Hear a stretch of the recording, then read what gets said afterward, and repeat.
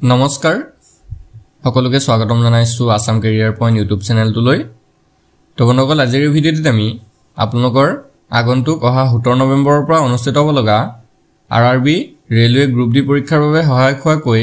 ৰিজনিংৰ এটা revision class লৈছো তো এই ক্লাছটোত আমি আগতে আলোচনা কৰা কিছুমান কোৱেশ্চন ৰিভাইজ কৰিম যিকিটা আপোনালোকৰ আগন্তুক পৰীক্ষাৰ বাবে অতিকৈ হেল্পফুল হ'ব আৰু এই ক্লাছটো এটা ৰিভিজন ক্লাছ হয় সো আপোনালোকৰ ইয়াৰ পৰা বহুত হেল্প হ'ব কাৰণ আগতে যিবিলাক কোৱেশ্চন চাইছো ন হেবিলাক আপোনালোকে বহুতে পাহৰি যাব পাৰে সো আজিৰ ভিডিঅ'ত আমি আকৌ ৰিভাইজ কৰি দিম যাতে আকৌ আপোনালোকৰ ট্ৰিক্স বিলাক মনত পৰে যে কেনেকৈ আমি কোৱেশ্চনবোৰ কৰিব লাগে ঠিক আছে হেহে আপোনালোকে ভিডিঅ'টো স্কিপ নকৰিব আৰু হেখলৈকে চাই থাকিব আৰু আপোনালোকে যদি আৰআৰবি গ্ৰুপ ডি পিডিএফ খিনি এতিয়ালৈকে লোৱা নাই লৈ ল'ব কাৰণ তাতে ফুল সিলেবাস কভাৰ কৰা হৈছে যিবিলাক আমি ইউটিউব ভিডিও দিব পৰা নাই বা গুটেখিনিটো কভাৰ কৰিব নোৱাৰি ন ইউটিউব ভিডিওত সো গুটেখিনি কভাৰ কৰি পিনে আমি ফুল সিলেবাসৰ পিডিএফ আসামিজ মিডিয়ামত আপোনালোকক কেৱল 99ত সেন্ড কৰি দিম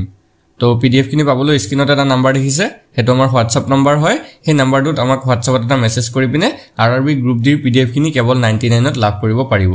ঠিক আছে এতিয়া আমি কোৱেশ্চন খিনি চাও প্ৰথম কোৱেশ্চনটো কি দিছে চাওক ক্যালেন্ডাৰ CALENDAR ক্যালেন্ডাৰক এটা নিৰ্দিষ্ট কোডত লিখা হয় CLANAEDR হেই একেটা কোডত বা হি ধৰণৰ কোডতে CIRCULAR সাৰ্কুলাৰক কিদৰে লিখিব পাৰি এটা এনেকুৱা কোডিং ডিকোডিংৰ কোৱেশ্চন বিলাক আপোনালোকৰ আহি থাকে সো ভালকে অলপ মন দিব এতিয়া ক্যালেন্ডাৰক কেনেকৈ লিখিছে চাওক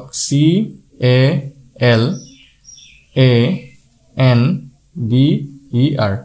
ক্যালেন্ডাৰক কেনেকৈ লিখিছে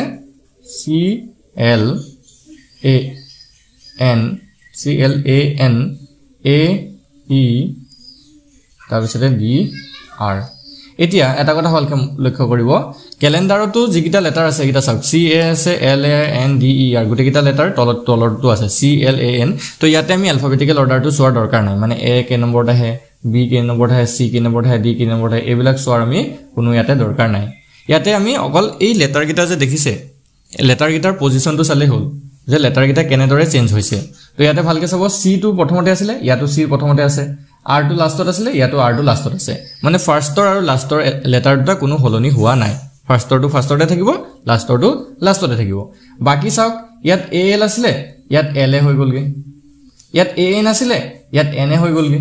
আৰু ইয়াত D আছিল ইয়াত ED হৈ গলগে বুজি পাইছে নে সেকেন্ডৰ পৰা লেটাৰ গিটা কি হৈছে অকল ইন্টাৰচেঞ্জ হৈ গৈছে কে AL টো কি হৈছে কে LA AN টো কি হৈছে কে NA আৰু D টো কি হৈ গৈছে কে ED মানে অকল এগিটা ইন্টাৰচেঞ্জ হৈ গৈছে কে বুজি পাইছে সকে সো একেটা নিয়ম আমি কিহত সার্কুলারত ইউজ কৰি চাও আনসাৰটো ওলাই নলাই তো সাৰ্কুলাৰটো প্ৰথমতে লিখি লৈছো CIRCULAR C2 আৰু R2 যেনেকৈ আছে তেনেকৈ থাকিব তো C2 আমি যেনেকৈ আছে তেনেকৈ লিখিছো R2 যেনেকৈ আছে তেনেকৈ লিখি লৈছো এতিয়া IR আছে তো IR টোক আমি RI লিখি লম তাৰপিছত CU আছে এটোক আমি UC লিখি লম তাৰপিছত LA আছে এটোক আমি AL লিখি লম তো এইটো এনসাৰ আমাৰ হৈ গলগে CRI তাৰপিছতে UC CRIUC কোনটো অপচন আছে অপচন B আৰু অপচন C আছে আৰু অপচন C টোৰ লাষ্টত R আছে চাওক এইটো C টোৰ লাষ্টৰ R আছে আমাৰ অপচন C টো হৈ যাবগে শুদ্ধ উত্তৰ বুজি পাইছে যে সকলোৱে খালি ইয়াতে লেটাৰ গিটা কেনেকৈ চেঞ্জ হল হে লেটাৰ চেঞ্জিং নিয়মটো জানিলে হৈ যাবগে বাকি ইয়াত অ্যালফাবেটিক্যাল অৰ্ডাৰ লগোৱাৰ কোনো ইয়াত দৰকাৰ নপৰে তো আগবঢ়ো নেক্সট কোৱেশ্চনটোলে কি কৈছে চাওক যদি নিউৰক NEUROTIC নিউৰোটিকক লিখিব পাৰি TICRONEU হিচাপে তেনে হলে PSYCHOTিকক কেনেকৈ বা কিদৰে লিখিব পাৰি সাইকোটিকক আমি কেনেদৰে লিখিব পাৰিম এতিয়া আমি নিউৰোটিকক কেনেকৈ চেঞ্জ কৰিছে এটো এবাৰ চাই লওঁ কি কৈছে চাওক NEUROTIC আৰু ইফালে কি লিখিছে TICRO তাৰ পিছতে কি আছে NEU হল বুজি পাইছে এতিয়া ইয়াতো চাওক NEU এই প্ৰথমটো যিকিটা লেটাৰ আছে সেকেন্ড ওয়াৰ্ডটো আমাৰ সেম লেটাৰ গিটাই আছে ইয়াতো কোনো অ্যালফাবেটিক্যাল অৰ্ডাৰ লগোৱাৰ প্ৰয়োজন নহয়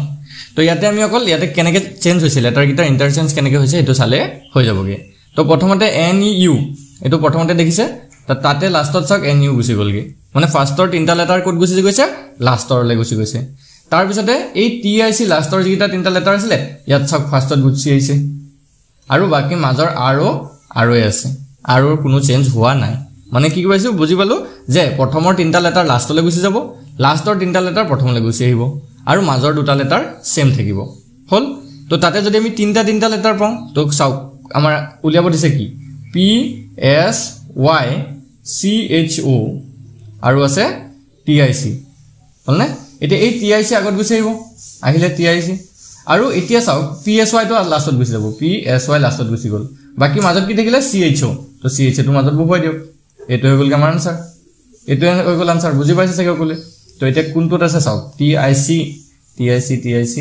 তাৰ পিছতে C H O T I C C H O এইটো অপচন আছে বি তো বি অপচনটো হৈ যাব শুদ্ধ উত্তৰ বি অপচনটো হৈ গল শুদ্ধ উত্তৰ বুজি পাইছে চাগে সকলে যদি বুজি পাইছে আপোনালোকে কমেন্টত ইয়েস বুলি লিখি জনাই দিবচোন আমি গম পাম যে আপোনালোকে বুজি পাইছে নেক্সট কোৱেশ্চনটো চাওক কি দিছে মহাৰাষ্ট্ৰ ভাৰতবৰ্ষ যদি হয় তেতিয়াহলে টেক্সাস কি হ'ব এতিয়া মহাৰাষ্ট্ৰৰ হৈতে ভাৰতবৰ্ষটো কেনেকৈ জড়িত হৈ আছে আৰু তেতিয়া টেক্সাসৰ হৈতে ইয়াৰ কোনটো অপচন মিল হ'ব এটা এটা কথা চাওক মহাৰাষ্ট্ৰ কি হয় ভাৰতবৰ্ষৰ এখন ৰাজ্য হয় বা এখন আমি চহৰ বুলি ক'ব পাৰো ঠিক আছে বা ৰাজ্য হয় ভাৰতবৰ্ষ হৈছে এখন দেশ আৰু মহাৰাষ্ট্ৰখন হৈছে এখন ৰাজ্য এতিয়া টেক্সাসখন কি হয় এখন ৰাজ্য হয় টেক্সাসখন কি হয় এখন ৰাজ্য হয় তো এতিয়া এই টেক্সাসখন কোনখন দেশৰ ৰাজ্য হয় হেতু জানিলে হৈ গল কানাডাৰ হ'ব মেক্সিকোৰ হ'ব ব্ৰাজিল হ'ব নে আমেৰিকাৰ হ'ব সো মনত ৰাখিব টেক্সাসখন আমেৰিকাৰ হয় অপচন ডি টো হৈ যাব শুদ্ধ উত্তৰ তো এনেকুৱা বিলাকৰ কাৰণে হেকাৰণে আপোনালোকে অলপ ৰিজনিংৰ ধৰক ফেমাস কান্ট্ৰি বিলাকৰ নাম আৰু লগতে তাৰ ক্যাপিটেলস বিলাক আৰু অলপ দেশ বিলাকৰ নাম বিলাক মনত ৰাখিলে ভাল হয় ঠিক আছে তো আগৰ নেক্সট কোৱেশ্চনটো কি কৈছে চাওক কিতাপ যদি পুথিভঁৰাল হয় তেতিয়াহলে মাছ কি হ'ব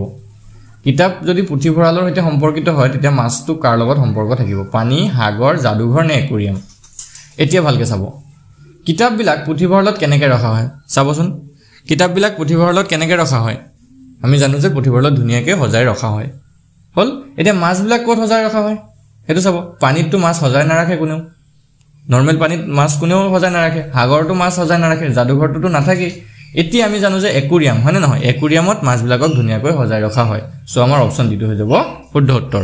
বুজি পাইছে চাগে মাছ বিলাকক ধুনিয়াকৈ একুৰিয়ামত সজাই ৰখা হয় যাতে পৰ্যটক বিলাক গলে তাতে চাব পাৰে মাছ বিলাকক সো অপচন ডি টো হৈ যাব ইয়াতে শুদ্ধ উত্তৰ তে নেক্সট তো চাওক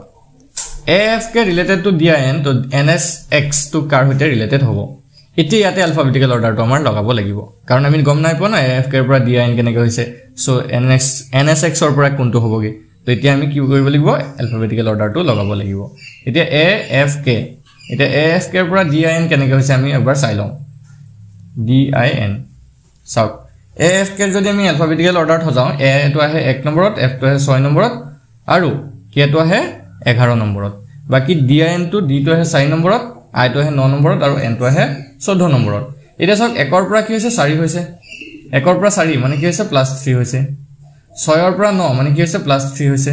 11 ৰ পৰা 14 মানে কি হৈছে +3 হৈছে তো গুটেই কিটা কন্ডিশনত গম পাইছো আমি কি হৈছে তাৰ লগত 3 যোগ হৈ গৈ আছে তো একেটা কন্ডিশন আমি NXS ত লগাই দিম এটা চাওক NSX N টো আহে 14 নম্বৰত S তো আহে 19 নম্বৰত আৰু X তো আহে 24 নম্বৰত ঠিক আছে এটা 14 ৰ লগত যদি আমি 3 যোগ কৰো 14 ৰ লগত 3 যোগ কৰিলে হয়গে 17 19 ৰ লগত 3 যদি যোগ কৰো এটো হয়গে 22 আৰু 24 ৰ লগত যদি 3 যোগ কৰো এটো হৈ যাবগে 27 এটা 17 নম্বৰত কি আহে আমি জানো Q আহে 22 নম্বৰত কি আহে আমি জানো V আহে এটা 27 নম্বৰ থাকি গল তো 27 নম্বৰ আমাৰ এলফাবেট নাই কাৰণ 26 নম্বৰত আমি জানো যে 26 নম্বৰলৈকে Z আহে তো 27 নম্বৰ কোনো এলফাবেট না থাকে সো 26 ৰ পিছত কি আহে আমি জানো যে 26 ৰ পিছতে 27 আহে 26 ৰ পিছৰটো সংখ্যা 27 তো Z ৰ পৰা আমি আকৌ উল্টি ঘুৰি যাব লাগিব A ফলৰ পৰা মানে Z ৰ পৰা গৈ A পামগে সো আমাৰ 27 নম্বৰত আহিব A ঠিক আছে বুজি পাইছে 28 নম্বৰত আহিব B 29 নম্বৰত আহিব C এনেকৈ আমি আকৌ ঘুৰি যাব লাগিব মানে alphabetical order to আকৌ repeat hobo so 27 নম্বৰ আমাৰ কি আহিব a আহিব তো आंसर টো ওলাই গল QVA কোনটো অপচন আছে অপচন ডি আছে অপচন ডি টো হ'ব শুদ্ধ উত্তৰ বুজি পাইছে সগে তো আগবঢ়ো নেক্সট কোৱেশ্চন তুলে কি কৈছে সব তলত দিয়া শৃংখলাটোত প্ৰশ্নবোধক চিনৰ ঠাইত কি আহিব ঠিক আছে প্ৰশ্নবোধক চিনৰ স্থানত কোনটো সংখ্যা বহিব এতিয়া সংখ্যা কিটা চাওক ভালকে কি আছে 2 আছে 3 আছে 5 আছে 7 11 তাৰ পিছতে প্ৰশ্নবোধক চিন তাৰ পিছতে আছে 17 এতিয়া যদি সংখ্যা কিটা ভালদৰে লক্ষ্য কৰে আপোনালোকে হয়তো ধৰিব পাৰিছে সগে 2 3 5 7 11 আৰু 17 এই আটাইকিটা কি হয় মৌলিক সংখ্যা হয় আটাইকেইটা কি হয় মৌলিক সংখ্যা হয় ঠিক আছে এতিয়া 2 ৰ পিছত 3 আহে আমি জানো মৌলিক সংখ্যা 3 ৰ পিছত 5 আহে 5 ৰ পিছতে 7 আহে 7 ৰ পিছত 11 আহে 11 ৰ পিছৰ মৌলিক সংখ্যাটো কি হয় সো আমি জানো 11 ৰ পিছৰ মৌলিক সংখ্যাটো হৈছে 13 বুজি পাইছে 11 ৰ পিছত 13 তাৰ পিছত 13 ৰ পিছত আহে 17 সো আমাৰ অপচন প্ৰশ্নবোধক চিহ্নৰ ঠাইত কি আহিব 13 আহিব অপচন বি টো হ'ব শুদ্ধ উত্তৰ বুজি পাইছে চাগে একদমে ইজি এটা নাম্বাৰ সিৰিজৰ কোৱেশ্চন আছিল এনেকুৱা ধৰণৰ প্ৰশ্ন আহিলে যাতে ভুল নকৰে তো নেক্সট কোৱেশ্চনটো চাওক কি দিছে তলত দিয়া বিলাকৰ সমাধানৰ কোনটোৱে অৰ্থপূৰ্ণ ক্ৰম সূচাব এতিয়া অৰ্থপূৰ্ণ ক্ৰম সূচাবৰ কাৰণে কেইটামান শব্দ আমাক দিয়া আছে সন্ধিয়া প্ৰভাত দুপৰীয়া আৰু ৰাতি এতিয়া কথাবিলাক হল ইয়াতে যিকিটা শব্দ দিছে সেই শব্দকিটাৰ সৈতে আমি সকলোৱে পৰিচিত হয় সন্ধিয়া কেতিয়া হয় প্ৰভাত কোনটোক কয় দুপৰীয়া কাক কয় ৰাতি কাক কয় আমি সকলোৱে জানো সো গোটেই দিনটোৰ এটা আমাৰ টাইম টেবুল বিলাক দি থৈছে সো প্ৰথমতে কি আহে আমি জানো সকলোৱে প্ৰভাত আহিব হল প্ৰভাত মানে খুব ৰাতিপুৱা যেটো কয় হেতু প্ৰভাত বুলি কয় বা ৰাতিপুৱা বুলি কয় সো আমাৰ প্ৰথমতে কি আহিব 2 আহিব প্ৰভাতটো আগতে আহে বুলি কলো তাৰ পিছত ৰাতিপুৱাৰ পিছত কি হয় ৰাতিপুৱাৰ পিছত হয় দুপৰীয়া হয় না নহয় দুপৰীয়া হয় সো দুপৰীয়া 3 নম্বৰটো আহিব তাৰ পিছত 2 ৰ পিছত 3 আহিলে দুপৰীয়াৰ পিছত কি হয় সন্ধিয়া হয় নে ৰাতি হয় সো আমি জানো সন্ধিয়া হয় তাৰ পিছতে আহিব 1 নম্বৰ তাৰ পিছত ৰাতি লাষ্টত আহিব ৰাতিটো 4 নম্বৰত আহিব সো আমাৰ এলফাবেটিক্যাল যেটো কাৰেক্ট অৰ্ডাৰ হ'ব এটো যাব 2 3 1 4 2 3 1 4 অপচন কোনটো আছে চাওক 2 3 1 4 অপচন বি ত আছে অপচন বি টো হৈ গলগে শুদ্ধ উত্তৰ বুজিছো পাইছে সকলোৱে সো আকৌ এবাৰ কৈ দিছো প্ৰভাতটো আগত আহে মানে ৰাতিপুৱা আগত হয় তাৰ পিছত 2 নম্বৰ হেতু আগত আহিলে সেই কাৰণে তাৰ পিছত ৰাতিপুৱাৰ পিছত দুপৰীয়া হয় সেই কাৰণে 3 নম্বৰ আহিলে তাৰ পিছত দুপৰীয়াৰ পিছত কি হয় সন্ধিয়া হয় সন্ধিয়াটো সেই কাৰণে 1 নম্বৰ তাৰ পিছত আহিলে আৰু ৰাতিটো লাষ্টত হয় সো 4 নম্বৰটো লাষ্টতে বহিলে 2 3 1 4 হেতু যাবগে কাৰেক্ট আনসাৰ অপচন বি বুজি পাইছে চাগে সকলোৱে চাওক Which of the following words would come first in an English dictionary? এখন ইংৰাজী অভিধানত নিম্নলিখিত কোনটো শব্দ প্ৰথমে আহিব তো চাওক ৰিজনিংৰ ক্ষেত্ৰত ডিকচনেৰী কোৱেশ্চন ব্লক আহিবই ঠিক আছে ডিকচনেৰী কোৱেশ্চন এটা বা দুটা আপোনালোকৰ সিওৰ আহিব আৰু দুটা মেথডত ডিকচনেৰী কোৱেশ্চন ব্লক আহে এটাটো হৈ গল এইখিনি এনেকুৱা ধৰণৰ যে কোনটো শব্দ প্ৰথমে আহিব বা কোনটো শব্দ শেষত আহিব এনেকুৱা ধৰণে থাকে আৰু এটা মেথড থাকে যে কেটামান শব্দ দিয়া থাকে ডিকচনেৰী ওয়াৰ্ড কেটামান দিয়া থাকে হেকিটাক হজাবলে কয় কোনটো প্ৰথমত আহিব কোনটো সেকেন্ডত কোনটো থাৰ্ডত কোনটো ফোৰ্থত এনেকে হজাবলে দিয়ে সো হেতু আমি নেক্সট ক্লাস বিলাকত শিকিম আজি এটুকে শিকিলাও ঠিক আছে তো ইয়াতে হৰিছে কোনটো শব্দ প্ৰথমে আহিব তো আমি এবিসিডি খিনি জানো এলফাবেট খিনি জানো তো তাৰ পৰা আমি এনেকুৱা বিলাক কোৱেশ্চন সলভ কৰিব পাৰো তো শব্দকিটা ভালকে চাব অপচনৰ থ্ৰুৱেদি শব্দকিটা চালে হল প্ৰথমতে দি আছে কেচিয়াৰ তো ইয়াত কি হৈছে CAS আছে গোটেই কিটাতে CAS আছে হয়নে CAS ইয়াতো আছে আৰু হেকৰটো CAS আছে তো ইয়াৰ পৰা আমি গম নাপাওঁ যে কোনটো আগত আহিব বা কোনটো পিছত আহিব তাৰ পিছত যদি আমি চাওঁ এটোত আছে H এটোটো H এটোত আছে S আৰু এটোটো আছে H মানে আমি তিনটাত H পালো আৰু এটাত S পালো তো S টো কেতিয়াও H ৰ আগত নাহে সো এটো ক্যান্সেল হৈ গল C টো কেতিয়াও শব্দ মানে আমাৰ আনসাৰ হ'ব নোৱাৰে এই তিনটাৰ ভিতৰত এটাই হ'ব সো তাৰ পিছৰটো চাওঁ H ৰ পিছত কি আছে প্ৰথমটোত আছে I তাৰ পিছৰটোত আছে E তাৰ পিছৰটোত আছে M হলনে তো এই গিটা আমাক এতিয়া কব যে কোনটো প্ৰথমে আহিব I E নে M তো আমি যদি এলফাবেটিক গিটা চাও মানে ABCD গিটা চাও তো প্ৰথমতে E আহে হয় নহয় সো আমাৰ অপচন বি টো ইয়াত কাৰেক্ট হ'ব অপচন বি টো হৈ গলগে কাৰেক্ট আনসাৰ অভিধানখনত বা ডিকচনেৰীখনত এই যেটো কেশিও হেডি শব্দ আছে হেতু আগত আহিব ঠিক আছে বাকি হেখত যদি হুদিলেতেন যদি মানে এই শব্দকিটাৰ ভিতৰত আটাইতকৈ হেখত কোনটো আহিব তেতিয়া এই সি অপচনটো হলতেন কাৰণ ইয়াত S ওলাই গল ন বাকি কিটাত H আছিল ইয়াত S আছিল সো হেনেকে আমি চাব পাৰো ঠিক আছে এটা নেক্সট কোৱেশ্চনটো চাওক Which of the following word would come last in an English dictionary এখন ইংৰাজী অভিধানত নিম্নলিখিত কোনটো শব্দ হেখত আহিব তো এবাৰ হেখত কোনটো আহিব হুদিছে তো শব্দকিটা চাওক প্ৰথমটোত কি আছে চাও COM আছে তাৰ পিছত CON আছে তাৰ পিছত COM আৰু তাৰ পিছত COM আছে তো তিনিটাত পালো COM আৰু এটাত পাইছো CON তো এতিয়া আমি যদি চাও M টো আগত আহে নে N টো আগত আহে হয় নহয় M টো আগত আহে সো এই তিনটাটো হবই নোৱাৰে হেখত তো হেখত থকা শব্দটো মানে আহিব এটো আমাৰ CONNAND কনান হল এটো আমাৰ অপচন বি টো শুদ্ধ উত্তৰ হ'ব এবাৰ যেটো হেখত হুদিছিলে সেই কাৰণে লগে লগে পাই গলোগে আমি ঠিক আছে নেক্সট কোৱেশ্চন লাগ বাৰো নেক্সট কি দিছে ম্যানিফেস্টেশন MANI FESTATION manifestation এই শব্দটোৰে তলৰ কোনটো শব্দ গঠন কৰিব পাৰি সুধিছে which of the following can be formed with the word manifestation তো ইয়াতে যদি আমি চাও ফেমাস আছে প্ৰথমতে তো ফেমাস টুত চাও ইউ আছে ইউ থকাৰ কাৰণে এই ফেমাস টু manifestationৰ পৰা নবনে হলনে তাৰ পিছত যদি চাই FASHION H আছে manifestationত H নাই সো এটো বনিব নোৱাৰে তাৰ পিছত কি আছে entertain আছে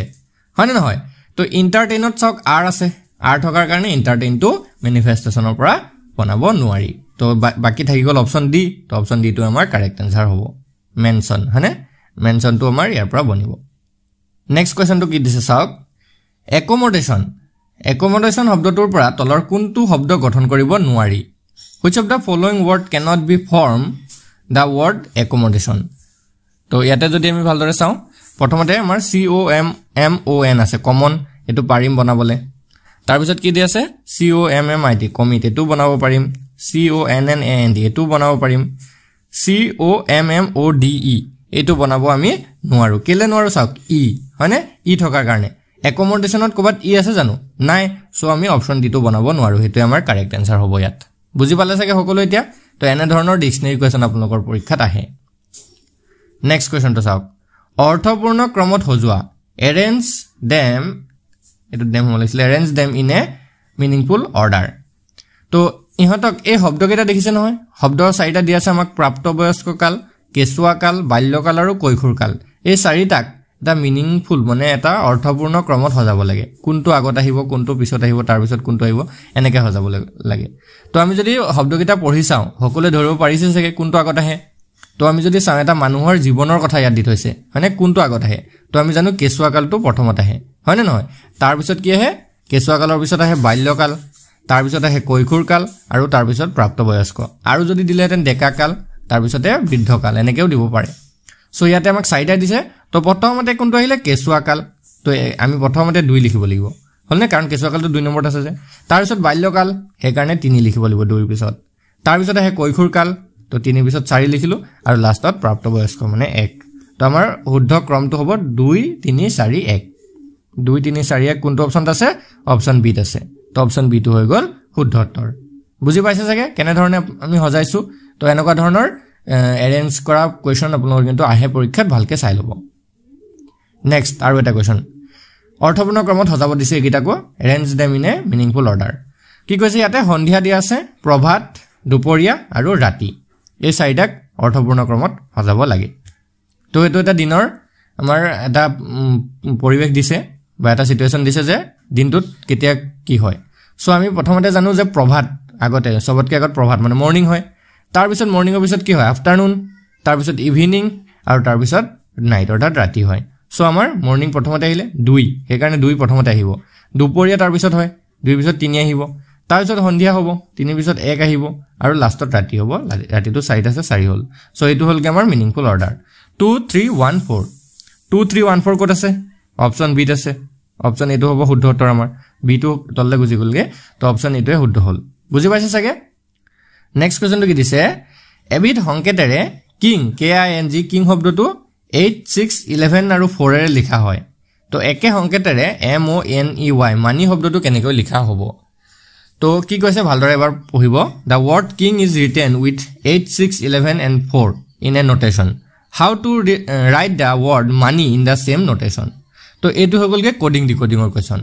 আৰু ৰিজনিংৰ কোডিং ডিকোডিং টো হৈছে 1 নম্বৰ টপিক আপোনালোকৰ এটোৰ পৰাই সবতকে বেছিকে কোৱেশ্চন আহে তো এই কোৱেশ্চনটো কেনেকৈ কৰিব চাওক আমি যদি এলফাবেটিক্যাল অৰ্ডাৰত হজাও KING কিংক যদি এলফাবেটিক্যাল অৰ্ডাৰত হজাও তেতিয়া কি নম্বৰ আহে চাব দেই ভালকে K টো আহে 11 নম্বৰত I টো আহে 9 নম্বৰত আৰু N টো আহে 14 আৰু G টো আহে 7 নম্বৰত কিন্তু আমাক এইগিটা দি থোৱা নাই আমাক দি থৈছে কি চাব 8 দি থৈছে 6 11 আৰু 4 দি থৈছে তো এতিয়া চাওক এইগিটাৰ মাজত এই সংখ্যাগিটাৰ মাজত কিবা মিল দেখিছে নেকি 11 ৰ পৰা যদি আমি 8 বনাও কেনেকৈ হ'ব চাওক -3 হৈছে 9 ৰ পৰা যদি 6 হয় -3 হয় 14 ৰ পৰা যদি 11 হ'বলৈ হয় -3 7 ৰ পৰা যদি 4 হ'বলৈ হয় -3 হৈছে আমি গম পালো যে যিগিটা আমাৰ লেটাৰ থাকিব সেই লেটাৰৰ যিকিটা মানে এলফাবেটিক্যাল অৰ্ডাৰ থাকিব ন নাম্বাৰ থাকিব তাৰ পৰা 3 এটা মাইনাস কৰি দিলে হৈ গল গুটে গিটাতে 3 মাইনাস কৰি দিলে হৈ গল যেনেকে কিংত কৰিছো ঠিক তেনেকে যেটো আমাক উলিয়াব দিছে M O N E Y মানি তাৰ পৰাও 3 কে মাইনাস কৰি দিলে হৈ গলগে তো আমি চাও এতিয়া M O N E Y আছে হয় না নহয় তো প্ৰথমতে আমি এলফাবেটিক্যাল অৰ্ডাৰতে হজাব লাগিব মানিটোক তো এটো যদি হজাও 13 আহিব প্ৰথমতে তাৰ পিছত 15 N ৰ ঠাইত আহিব 14 E ৰ এলফাবেটিক্যাল অৰ্ডাৰটো হৈছে 5 আৰু Y হৈছে 25 হলনে এতিয়া 3 কমাই দিয়ক 13 পৰা 3 কমালে 10 হল 15 পৰা 3 কমালে 12 হল 14 পৰা 3 কমালে 11 5 পৰা 3 কমালে 2 25 পৰা 3 কমালে 22 তো আমাৰ এনসাৰটো হৈ যাব এইটো 10 12 11 2 22 অপচন কোনটোত আছে চাওক অপচন ডি আছে অপচন ডি টো হৈ গলগে ইয়াতে শুদ্ধ উত্তৰ অপচন ডি টো হৈ গলগে শুদ্ধ উত্তৰ বুজি পাইছে চাগে সকলে বুজি পাইছে এতিয়া নেক্সট কোৱেশ্চনটো লাগব আমি নেক্সট কোৱেশ্চন কি দিছে এবিধ সংকেতেৰে বয় বুজাবলৈ ANX আৰু গাৰ্ল বুজাবলৈ FHOK লিখা হয় এই সংকেতত MOTHER মাদাৰ কেনেকৈ লিখা হ'ব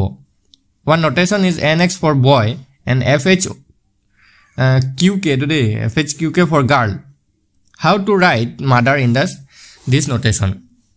এটা কি কৈছে ভালকে চাও boy to কেনেকৈ লিখাইছে BOY to কেনেকৈ লিখিছে ANX হিচাপে লিখিছে ANX হিচাপে লিখিছে তো আমি যদি চাবলৈ যাও B ৰ পৰা 1 মাইনাস কৰিলে A হৈ যায়গে মানে B ৰ আগৰটো A O ৰ আগৰটো আমি যদি চাও N হয় আৰু Y ৰ আগৰটো যদি আমি চাবলৈ যাও X হয় ঠিক আছে বুজি পাইছে একদম সিম্পল কথা B ৰ আগৰটো A O ৰ আগৰটো N আৰু Y ৰ আগৰটো X ইয়াত আমি এলফাবেটিক্যাল অৰ্ডাৰত হজাই নললে উলিয়াব পাৰো মানে ঠিক তেনেকে গাৰ্লৰ জাগাত কি দি থৈছে চাওক GIRL গাৰ্লৰ জাগাত আমাৰ কি দি থৈছে FHQK হয়নে এটো অন হয় কি হ'ব লাগে তো এটো চাওক G ৰ পৰা যদি আমি 1 মাইনাস কৰি দিও H হয় মানে আগৰটো G ৰ আগৰটো H I ৰ আগৰটো এক সেকেন্ড G ৰ আগৰটো H দিয়া নাই F দি থৈছে I ৰ আগৰটো H দি থৈছে R ৰ আগৰটো Q দি থৈছে L ৰ আগৰটো K দি থৈছে ঠিক তেকে একেদৰে মাদাৰটো আমি চালে হৈ গলগে MOTHER মাদাৰ সো M ৰ আগত কি আহে N আহে এক সেকেন্ড